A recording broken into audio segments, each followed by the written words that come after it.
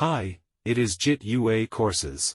And welcome to lesson number 13 of the .NET Developer Series, in which we will cover the most relevant topics to becoming a .NET developer.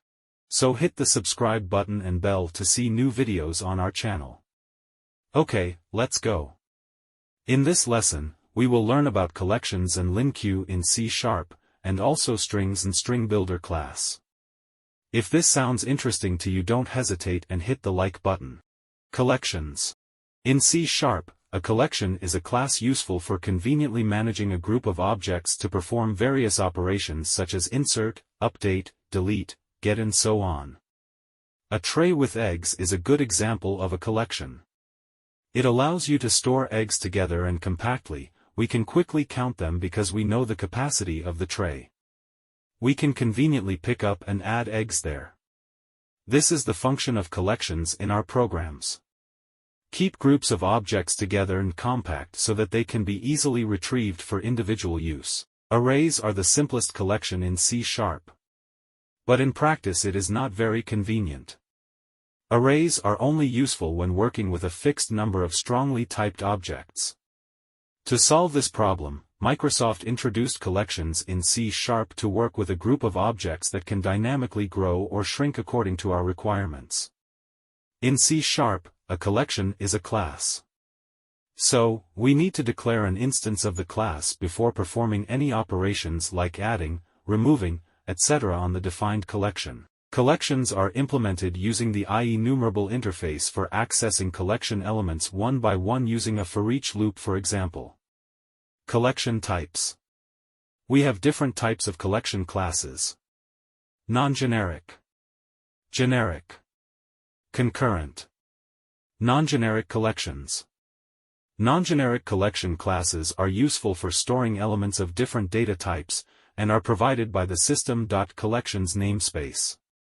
These collection classes are deprecated types, so try to use generic collections or concurrent collections whenever possible. Generic collections. Generic collections will provide type safety so that we can only store items with the same data type, and they are provided by the system.collections.generic namespace. Below are the most popular types of generic collection classes. List, to present a list of objects that can be accessed using an index. Dictionary, to represent a set of key/value pairs organized by key. Concurrent collections. Concurrent collections are useful for accessing collection items from multiple threads, which are available with the system.collections.concurrent namespace. If we use multiple threads to access a collection at the same time, we need to use concurrent collections instead of non-generic and generic collections. Below are most popular types of concurrent collection classes. Blocking collection is used to enable locking and throttling for thread-safe collections. Concurrent dictionary, to create a thread-safe collection of key/value pairs that can be accessed by multiple threads simultaneously. IEnumerable interface. IEnumerable is an interface and its implementation allows the enumeration of collection elements to be processed in loops, like for each, and it is available with the system.collections namespace. Generally, the IEnumerable interface will represent an enumerable object and is the base interface for all non-generic enumerable collections. The IEnumerable interface class will contain the code as shown below. An IEnumerable will contain one getEnumerator method and will return an IEnumerator object. IEnumerator interface. The IEnumerator interface will provide the ability to iterate through a given collection object by exposing the current properties, moveNext and reset methods as shown below. Here, the moveNext method will return a boolean indicating whether we've reached the end of the list, and the current property will return the current list item. The reset method will reset the counter to its original position to repeat the list from the beginning. To enable iterating over custom collection classes, you need to implement the IEnumerable and IEnumerator interfaces. All elements of a collection such as queue, stack, list, dictionary, etc. are enumerated because they already implement the IEnumerable interface. So, we can iterate over the elements in the collections using a for each loop. Below are the important points that we should remember about IEnumerable.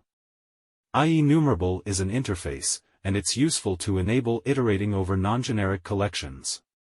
IEnumerable is available with the system.collections namespace. The IEnumerator interface will provide the ability to iterate through a given collection object by exposing a current property and moveNext and reset methods. To enable iterating over custom collection classes, you need to implement the IEnumerable and IEnumerator interfaces.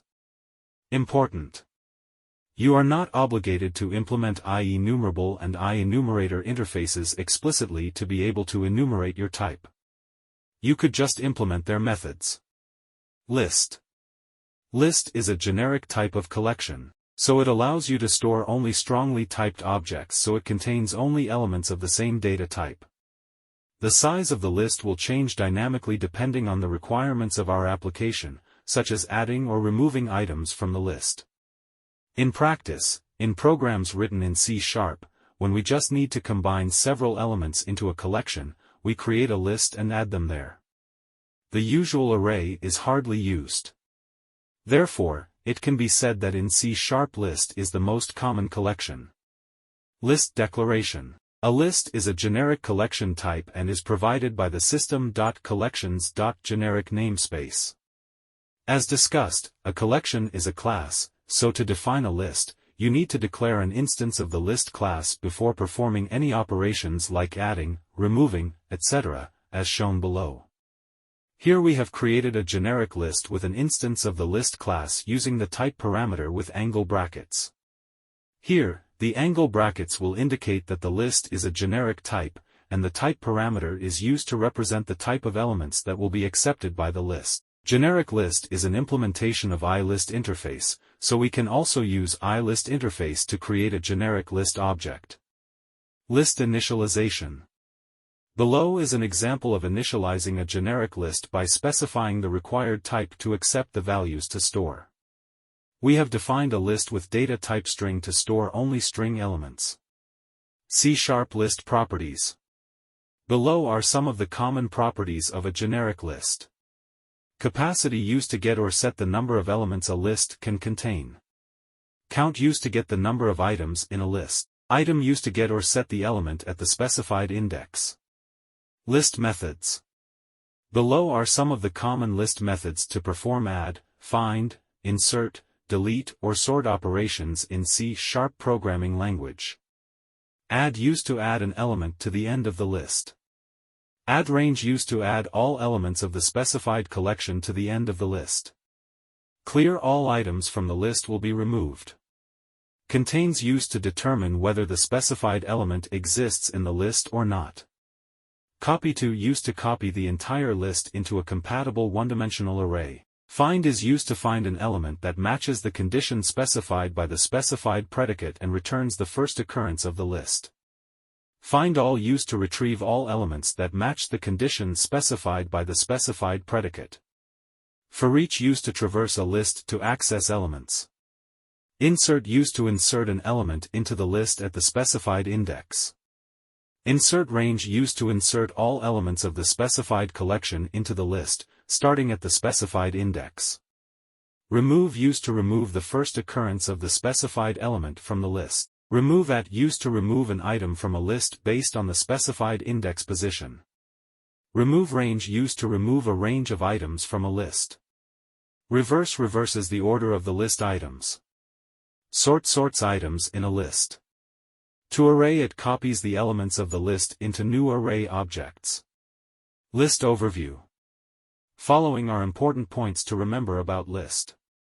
A list is used to store items of the same data type, and the size of the list can dynamically increase or decrease by adding or removing items. A list is a generic collection type and is available in the system.collections.generic namespace.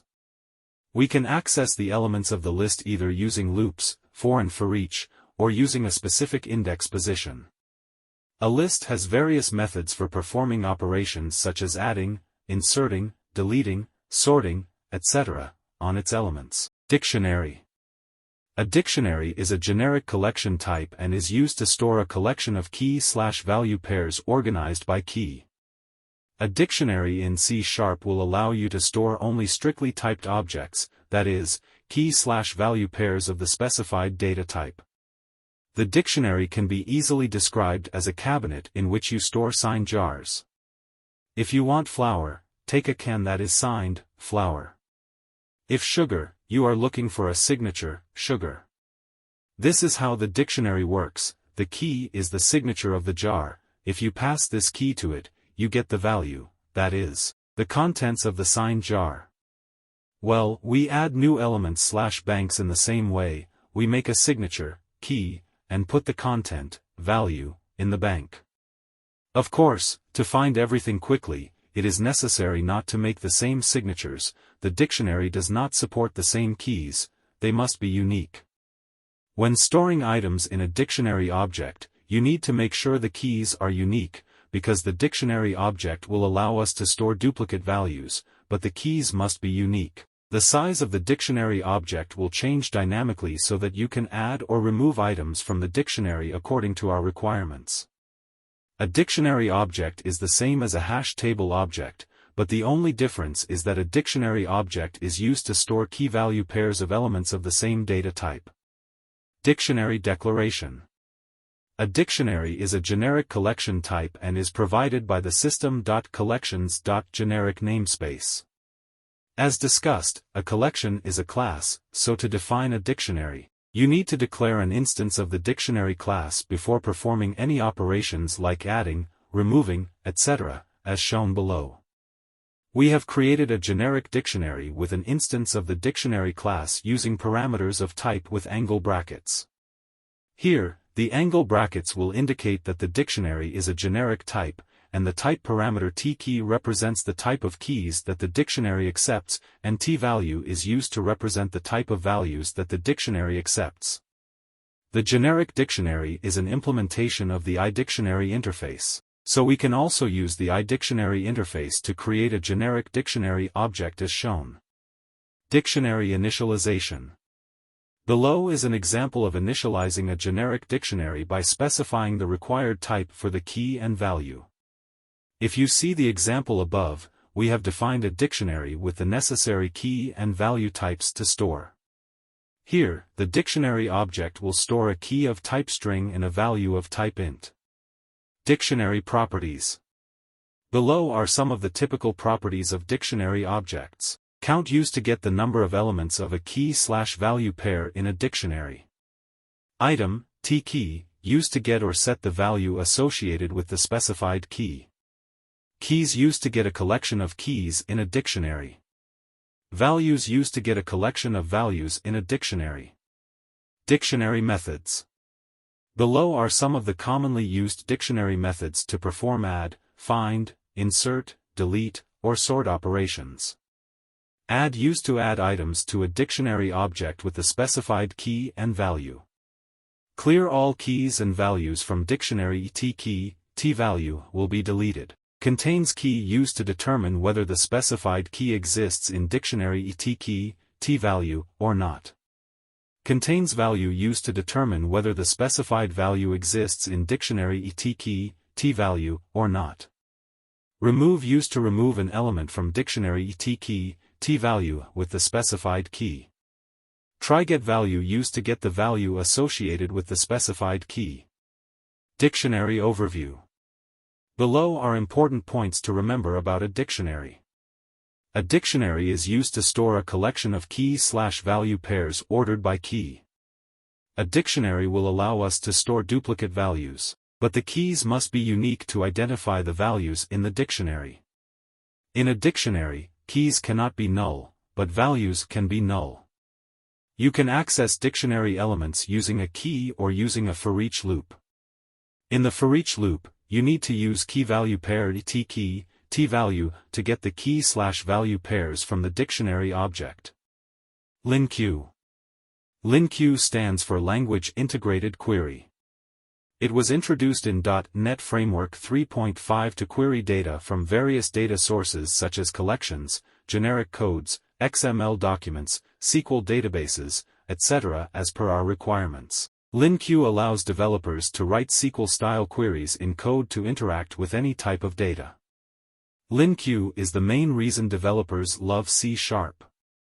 Because programs have to constantly perform many manipulations with data collections. Find the smallest payment, sort the last one by transaction time, find a user by name, take the first 3 orders and so on.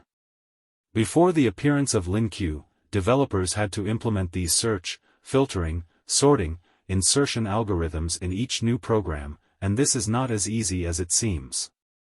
Now with LINQ, we can simply use all these effective and convenient methods of searching, sorting, filtering, which are already implemented for us and are very convenient based on extension methods. And this means that we can easily create a whole cascade of transformations of one collection simply by calling one method at a time like a waterfall.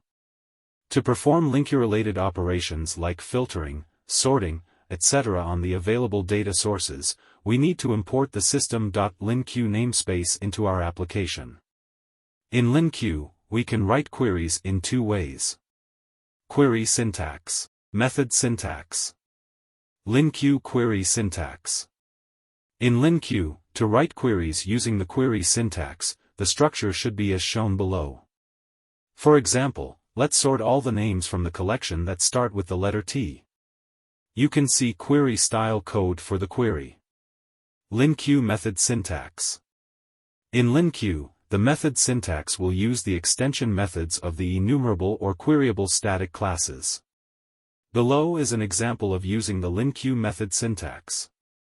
The most popular LINQ methods for working with collections. Distinct creates a new collection with only original members. Except creates a new collection in which there will be a difference between the members of the 2 collections. Group by groups a collection by condition and returns collections by group. Order by sorts the elements of the collection by condition. Select returns a collection of new elements created on the basis of the old collection. Skip skips several elements. Take creates a new collection from the specified number of elements taken from the old collection in a row. Where filters the collection and returns a new one that contains only those elements that satisfy the condition. All returns true or false whether all elements of the collection satisfy a certain condition. Any returns true or false if at least one element of the collection satisfies a certain condition. Contains returns true or false whether the collection contains a certain element. Count returns the number of elements in the collection. First or default returns the first element that satisfies a certain condition or null if none. Last or default returns the last element that satisfies a certain condition or null if none. To array returns a new array based on the collection. To dictionary returns a new dictionary based on the collection. To list returns a new list based on the collection. Strings. String is a keyword that is useful for representing a sequential collection of characters called text, and a string is an object of type system.string. We use the string keyword to create string variables to store some text, which is a sequence of characters. String variables in C# can hold any type of text, and with the help of length property, we can know how many characters the string variable holds according to our requirements. String versus string. The string keyword is just an alias for string, so both string and string are equivalent, and you can use any naming convention to define string variables. Immutability. In C#, a string is immutable, which means that a string object cannot be changed after it is created. If any changes are made to the time object, such as adding or modifying an existing value, the old in-memory instance will simply be deleted and a new instance created to store the new value. For example, when we create a new string variable message with the text welcome, the new instance will create memory on the heap to store this value. Now, if we make any changes to the message variable, such as changing the text from welcome to Ukraine, then the old instance in the heap memory will be discarded and another instance will be created in the heap memory to store the value of the variable instead of just changing the old instance in memory. If we perform changes such as inserting, concatenating, gluing, deleting or replacing the value of an existing string multiple times, each time a new instance will be created in the heap memory to store the new value, thus the performance of the program will suffer and the memory is not used effectively. String formatting. A format string is a string whose contents can be determined dynamically at runtime. We can create a string of a specific format using the format method and embed placeholders in the parentheses that will be replaced by other values at runtime. The following is an example of using string formatting to dynamically determine the contents of a string at runtime in the C# programming language. Instead of placeholders 0 and 1, during the execution of the program code, the values John and New York will be inserted into the string, respectively. Accessing individual characters from strings. We can access individual characters from a string using array notation with index values. Below is an example of accessing individual characters in a string by specifying an index position. StringBuilder. StringBuilder is a class useful for representing a mutable string, and it is an object of the system.text namespace. Similar to string, we can use StringBuilder to create variables to store any text, a sequential set of characters based on our requirements. Both string and StringBuilder will represent a sequence of characters and perform the same operations, but the only difference is that strings are immutable and StringBuilder is mutable. Generally, a string object cannot be modified after it is created. If any changes are made to the time object, such as adding or modifying an existing value, the old in-memory instance will simply be deleted and a new instance created to hold the new value. If we make repeated changes to the string object, it will affect the performance of the application. To solve this problem, C# introduced an alternative called StringBuilder, which is a mutable string class. Mutable means that when an instance of a class is created, the same instance will be used to perform any operations, such as inserting, adding, deleting, or replacing characters, instead of creating a new instance each time. A string builder is a dynamic object that will dynamically expand memory to accommodate string modifications instead of creating a new instance in memory. String builder declaration and initialization. As discussed, the StringBuilder class is an object of the system.text namespace, so to use StringBuilder in our application, we need to import the system.text namespace. The StringBuilder declaration and initialization will be the same as the class. Below are different ways to declare and initialize StringBuilder. Convert StringBuilder to string. You can convert a StringBuilder object to a string by calling the toString method. Using StringBuilder. Following are the important points that we should keep in mind while using StringBuilder. We only need to consider using StringBuilder when we don't know the number of changes that will be made before the deadline, otherwise, StringBuilder will offer little or no performance improvement over Drain. When we perform a fixed number of concatenation operations on a string, it is better to avoid using StringBuilder as it will offer negligible performance. If we expect our application to make a significant number of changes to the string, we need to use a string builder instead of a string. This is all for this lesson. Thanks for watching. Hope you enjoyed it. Don't forget to subscribe to the channel and hit the bell so as not to miss the following videos in the series. Feel free to leave a comment and like this video. You are also welcome to leave any questions in the comments section. I will be happy to answer them. And also I encourage you to help brave people in Ukraine to defend themselves in this horrible war. Please use the QR code or links in the description to visit charitable foundations that help Ukraine. Thanks. See you in the next videos.